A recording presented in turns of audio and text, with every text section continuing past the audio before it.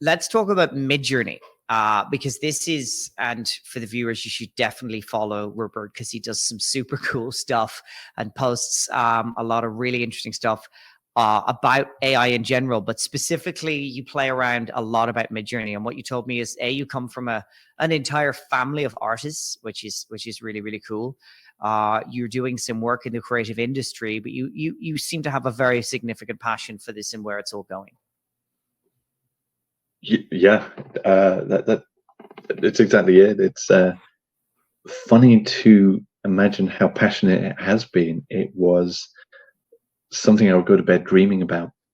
Let's put it like that. Wow. And I hadn't had that in a little while. I think there was an element of frustration at work as well, where there had been more creative work in previous years. I used to make stuff, and I think over time my job sort of shifted more towards pushing numbers around spreadsheets, as many jobs seem to these days. And so there was an itch that had not been scratched for a while. And the discovery of something like that, there's a level of obsession comes with it as you just want to explore all the nooks and crannies. So it's been really, really fun, and just this understanding that I think musicians maybe have this, if you play in a band or in an orchestra or something like this, there's this opportunity to go out and express yourself in some art form in a way that a lot of visual artists, I think, lose. And as much as I enjoyed art lessons at school and actually to a slightly lesser extent in secondaries as compared to primary, this idea that you have to slavishly follow the rules, and then your ambition for the image in your head outstrips your ability to portray it or render it, to use the correct phrase.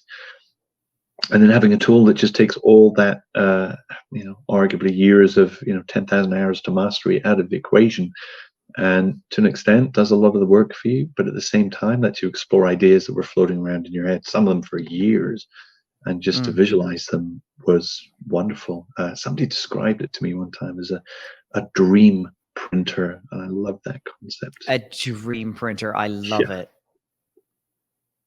That's incredible. What I suppose most fascinated by is the logical next step in this. Yeah, it's great to be able to create an image. And when I saw DALL-E 2 at the start, I was just like, whoa, wrote about it, blah, blah, blah. Did I go back and start creating images? Not really. I mean, yeah, I kind of went back and I need something for a PowerPoint, or I need, like the one I was telling you about the other day. I wanted a visual of a particular celebrity or whatever. That's fine. But and I'm a photographer. I've done photography for years, and now with Midjourney 5, you can go. I want a picture of a young blonde girl in a red skirt with a yellow flower, taken on a Leica, f2 lens with the Eiffel Tower blurry in the background with some clouds, and it will give you the most stunning shot. So commercial photographers. They're in big trouble. I mean, I'm not saying they're gone forever, but if you're an art director and you're like, right, it'll cost me several $1,000s, possibly $10,000. It'll take weeks to get what I want. I might not even like it, or I can just play with Midjourney for like an afternoon and get what I want. 9.5 times out of 10, we know which way that's going. Yeah. What's interesting to me about the logical next step about that is video. And the CEO of Midjourney basically said that within a few years, we got some very rudimentary text to video already. You will be able to ask an AI for anything you can imagine, and it will stream it to you in real time. Yeah. Boom.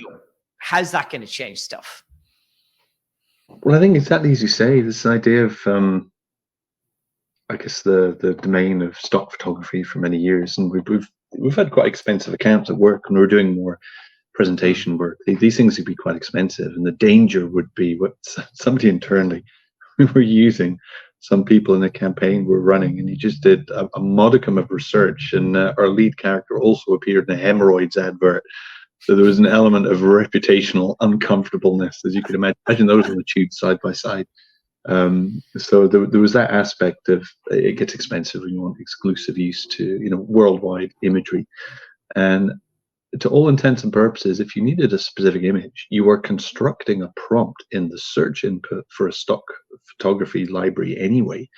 And so the idea to generate it on the fly is phenomenal. And I mean, we were, for our team, we would have, I mean, paying hundreds of dollars a month for access to X number of downloads.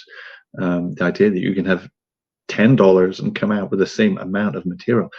I would say the finesse comes into it. If you've got a very specific idea, it's harder to pull off than you might think. So that girl with the yellow dress, she might not be looking in the right direction, and an art director would not allow you to get away with that. You say, yeah, we're saving you money. It's like, yes, but that's not the image I asked for. So just because it's possible to create beautiful images doesn't mean you can hit a creative brief. And what I found to be true, specifically from looking through the LinkedIn people that I follow, and I've built a small art community around Midjourney users who happen, for the most part, to be creative directors in their day jobs. They're the ones equipped to create images that have that validity to them, the kind of things that you could put into print or run as an editorial. And so I think these people are not necessarily disenfranchised. I think the pressure is, yes, it's certainly on for stock photography libraries, but I think photographers, they have an ability to articulate what makes a good image and choose the lens and the exposure, which are all things you can specify in a well-engineered prompt. And so I'd recommend anybody in that world who's a bit nervous about this shift, see it as a force multiplier. Use the language you already have when you're on a shoot and see what you can get virtually. Midjourney version 5 is a version to explore that with, but it will take lighting and camera lens inputs. And if you can compose a nice shot, there's a living to be had from that. And arguably you get cleaner, faster shots and a lot of stuff that you don't have to shoot on site now as well. So I'd like to see it as an enabler or an augmentation of people that already have skills in this area.